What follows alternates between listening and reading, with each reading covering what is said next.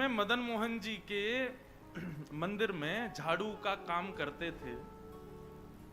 उनका नाम था काले खां। क्या नाम था? काले खां। काले खां बड़े प्रसिद्ध हैं, मैंने उनका चरित्र पढ़ा भी है, श्री काले खां जी का। काले खां जी के नाम से आज भी मदन मोहन जी की आरती होती है, तो ऐसा होता ही नहीं कि काले खां को प्रणाम नहीं करते। देखो कितनी बड़ी बात, हमारे हिंदुओं के इष्ट ठाकुर जी हैं और उनकी आरती होती है, तो आरती में एक विजातीय व्यक्ति का स्मरण किया जाता है, तब आरती संपन्न होती है। श्री मदन मोहन लाल जी तो काले खां जो थे वो झाड़ू का काम करते थे मंदिर में। अपना घर चलाने के लिए उन्होंने ये कार्य स्वीकार किया। परंतु देखो यहां बहुत सारी बातें इसी कथा में सिद्ध हो जाएंगी। ठाकुर जी के प्रति प्रेम होने के लिए हमको हिंदू धर्म में होना, एक भक्त कुल में जन्म लेना, या हमारा एनवायरमेंट भक्ति युक्त होना जरूरी हो, ऐसा नहीं है। रैदास जी कहते हैं सो ही सुहागन प्रिय जाहि रीझें। भक्ति वो ही कर सकता है जिससे ठाकुर जी रीझे हों। इसलिए अपने लिए ताली बजा लेना कि हम लोग कथा सुन रहे हैं, तो इसका मतलब ठाकुर जी हमसे रीझे। आप अपनी इच्छा से सुन ही नहीं सकते, मैं अपनी इच्छा से सुना ही नहीं सकता। यदि मैं बिहारी जी जा रहा हूं, मैं कथा में आ रहा हूं, मैं वृंदावन जा रहा हूं, तो इसका मतलब ये बात निश्चित है कि ठाकुर जी मुझसे प्रीति करते हैं, इसीलिए संभव है। वो नाराज हो जाएं तो हमारी मजाल क्या जो हम अपने बिस्तर से उठ के और कहीं नहा धो करके बिहारी जी भी चले जाएं? नहीं जा सकते। वो अपनी महफिल में हमको दाखिल कर लेते हैं, अपनी आंखों के आगे हमको खड़ा कर लेते हैं, इसका मतलब वो भी हमको देखना चाहते हैं, इसीलिए। तो काले खां एक विजातीय व्यक्ति, हिंदू भी नहीं था, केवल अपने घर को चलाने के लिए झाड़ू का काम करता था मंदिर के पास। इसी बहाने उसको कभी कभी मदन मोहन जी दिख जाते थे। अब देखते देखते झाड़ू लगाते लगाते अब उसकी आदत में आ गया कि अब वो बिना श्याम सुंदर को देखे रह नहीं पाता। रोज मंदिर में जाता, झाड़ू लगाता और पीछे सीढ़ियों पे ही खड़ा हो जाता। अंदर तो जाने की उसको अनुमति नहीं थी। तो वहीं से भीड़ जब इधर उधर होती थी तो बीच में से थोड़ी सी झांकी श्री मदन मोहन जी की उसको दिख जाती थी। मानो उसको ऐसा लगता था उसका हृदय परम शीतल हो गया हो, परम आनंदित हो गया हो। धीरे धीरे भक्ति प्रस्फुटित होने लगी हृदय में। अब तो ये स्थिति हो गई कि मंगला में पहुंच जाता और शयन करा के ही घर आता था वापस। और इससे परिणाम ये हुआ कि पत्नी जो थी काले खां की वो बड़ी बरसती थी। परिवार के लोग उसको काफिर बोलते थे। बोले बताओ, जन्मा हमारे कुल में, कभी खुदा को तो याद करता नहीं, वहां पत्थर पूजने चला जाता है, इस प्रकार की बातें बोलते। लेकिन उसको किसी से कोई फर्क नहीं पड़ता। वो तो और आनंदित हो गया जब उसकी पत्नी उसके बिल्कुल विपरीत होती चली गई, तो वो तो और खुश हो गया। बोले बढ़िया है, जो बीच में दोपहर में भोजन करने घर जाता था, अब उसका भी मन नहीं करता मेरा। क्यों? चिक चिक करेगी, लड़ेगी मुझसे, इससे बढ़िया मंदिर में पड़े रहो। अच्छा एक बात कहें, मैं अपनी कथा में कहा करता हूं, हमारे संबंधी यदि अनुकूल हों तो ये बिहारी जी की कृपा, लेकिन हमारे संबंधी यदि प्रतिकूल हों तो ये समझो बिहारी जी की डबल कृपा है। कथा में 3 प्रकार के लोग आते हैं। पहले इच्छुक, दूसरे आमंत्रित, जिनको निमंत्रण आमंत्रण भेजा गया है, और तीसरे जो घर परिवार और संसार से दुखी हैं। 3 प्रकार के लोग कथा में आते हैं। यहाँ हो सकता है एक आध लोग ऐसे बैठे हो कि घर जाएंगे तो क्या, कुछ नहीं, सब लड़ेंगे झगड़ेंगे, पीछे पड़े रहे, इससे बड़े कथा में ही बैठे रहो। तो मंदिर कथाओं में जाने वाले 3 प्रकार के लोग होते हैं, इच्छुक भक्त, आमंत्रित और दुखी दुखियारे बेचारे। तो काले खां को तो और अच्छा लगता, पत्नी बेचारी ऐसी विमुख हो गई कि अब तो वो पूरा दिन ही मंदिर में ही निकालता। लेकिन काले खां की व्यवहार धर्म में एक पीड़ा थी कि उनको कोई संतान नहीं थी। घर परिवार के लोग सब उसको बहुत डांटते थे। बोले अरे तू खुदा को भजा कर, वो तुझको संतान देंगे, वो तेरे को बेटा देंगे, तू किसको भजने चला जाता है, खुदा को पुकारता ही नहीं है, इसीलिए तो तेरे बालक नहीं हो रहा। अब तो रोज की इतनी चिकचिक हो गई कि काले खां एक दिन मंदिर गया, मदन मोहन जी का श्रृंगार दर्शन कर रहा था, दूर खड़े खड़े बोले, हे मदन मोहन लाल जी, मुझे पुत्र की कामना नहीं है, मुझे संतान की कामना नहीं है, पर आपकी भक्ति करने में, आपसे प्रेम करने में बाधा बनती है मेरे परिवार के लोगों की बातें, और वो बातें तभी खत्म होंगी जब मेरे घर एक पुत्र हो जाए। हे नाथ, मुझे पुत्र की कामना नहीं, मेरी कामना तो ये कि सब चुप हो जाएं और मैं आपकी भक्ति करता रहूं, इसके लिए आप मुझे एक पुत्र दे दो। और कृपा ऐसी हुई कि कहां परिवार के लोगों ने जब ज्यादा बोलना प्रारंभ किया, तभी खबर आई कि काले खां की पत्नी जो है वो गर्भवती। पहले तो आधे लोगों के मुंह बंद हो गए। काले खां भी सबको बोल देते, बोले तुम लोग कहते हो खुदा को भजो तभी बालक होगा, दो मेरे मदन मोहन लाल जी ने भेज दी संतान, अब देखना होगी।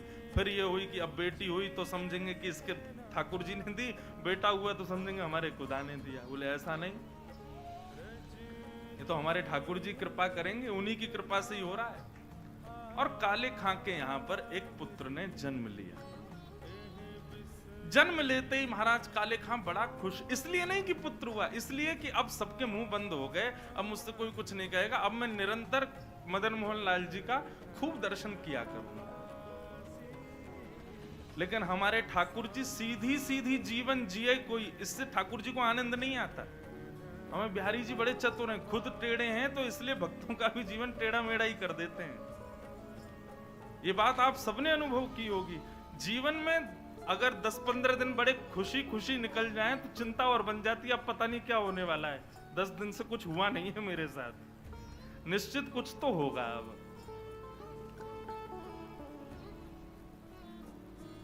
काले खां का पुत्र 8 वर्ष का हो गया, सब आनंदित था, काले खां बड़ा प्रसन्न। अब तो जन्माष्टमी भी मनाता है, राधाष्टमी भी मनाता है, रामनवमी भी मनाता है, घर वालों को नहीं बताता, बस मंदिर में जाके सब उत्सव होते हैं उसमें आनंद करता है। 8 वर्ष का बालक काले खां का यमुना जी के तट पर, नदी के तट पर कहीं खेल रहा था अपने मित्रों के साथ, और एक सर्प ने उसको डस दिया। सर्प के डसते ही महाराज नीला पड़ गया उसका पुत्र, बेहोश होके गिर गया। बालक दौड़े दौड़े गए काले खां के घर, काले खां तो मंदिर में था, उसकी पत्नी को जाके बताया। पत्नी रोते रोते मंदिर पहुंची, जाकर के बोली जल्दी चलो, हमारे बेटे को सर्प ने डस दिया है, वो नदी के तट पर बेहोश पड़ा है, मैं जा रही हूं उसके पास, तुम जाओ किसी झाड़ फूंक वाले को लेके आओ, हमारा बेटा मर जाएगा।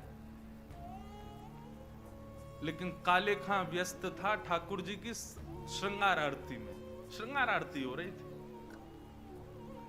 पत्नी इतना बोल करके लौटने लगी, लौट करके उसने पीछे देखा कि आए कि नहीं, तो देखा तो काले खां तो ठाकुर जी को ही देख रहा था। पत्नी जाकर के बरसने लगी, बोले तुमको अभी भी यही दिख रहे हैं? अरे हमारा बेटा मरने वाला है, देरी करोगे, कोई झाड़ फूंक वाला नहीं पहुंचा तो उसकी मृत्यु हो जाएगी। लेकिन काले खां तो अभी भी मदन मोहन जी को ही देख रहे थे। पत्नी ने कहा, यदि मेरे पुत्र को कुछ हो गया ना, तो फिर देखना मैं क्या करती, तुम्हें और तुम्हारे इस मदन मोहन को दोनों को देखूंगी मैं। ऐसा कहकर के पत्नी तो चली गई।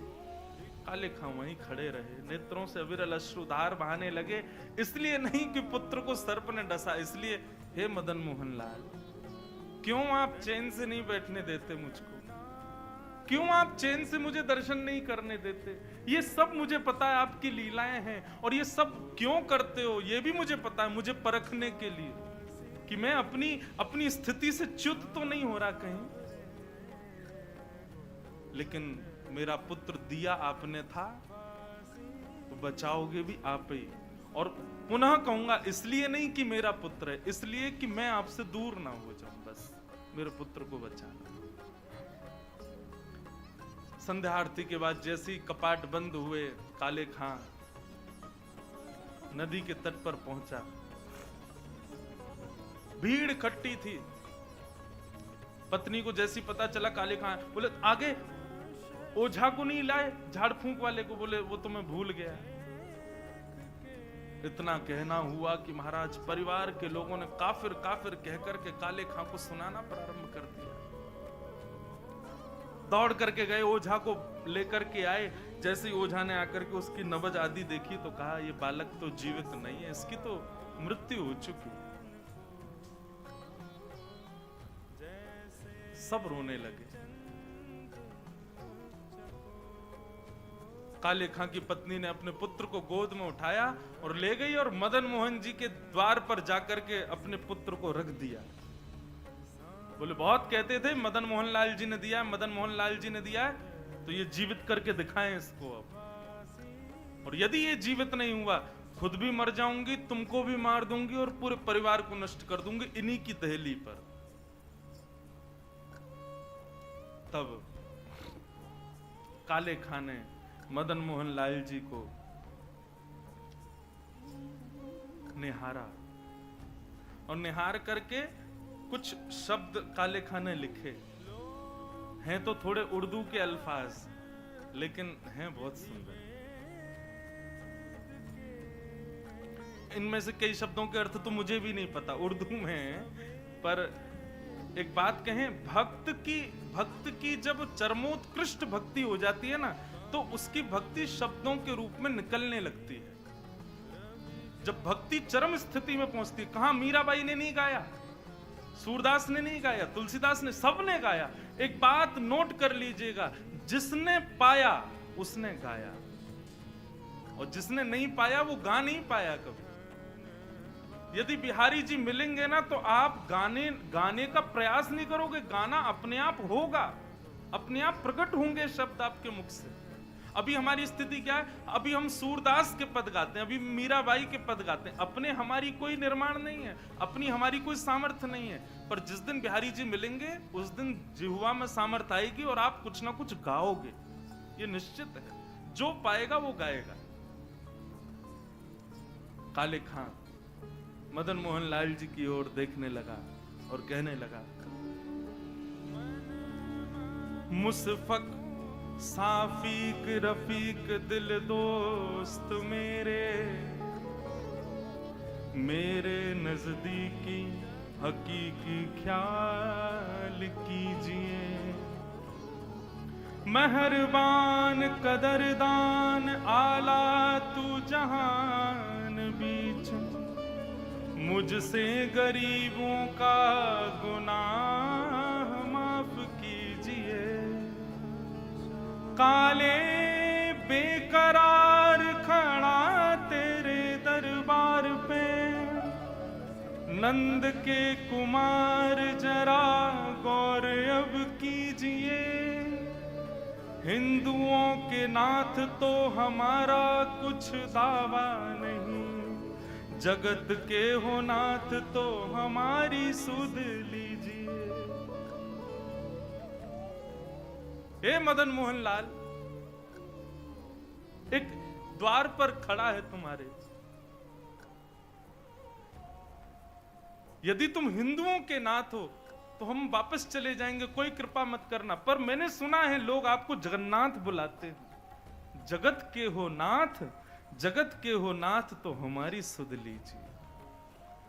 बस ये बात कहनी हुई, नेत्रों से अविरल अश्रुधार बहने लगे काले खां के, और देखते ही देखते जैसे ही अश्रुधार का एक बिंदु नीचे पड़े हुए काला पड़ गया था पुत्र विष के कारण, जैसे एक बिंदु जाकर के उस पुत्र के मुखमंडल पर पड़ी, पड़ते ही उसका जो काला वर्ण हो चुका था वो श्वेत होने लगा, और धीरे धीरे पुत्र ने आंख खोलनी प्रारंभ करी। उठ करके बैठ गया, देखने लगा, जल पी करके बोला, अब्बा अम्मी, जो उसके माता पिता थे उनको उन्हीं शब्द में पुकारा।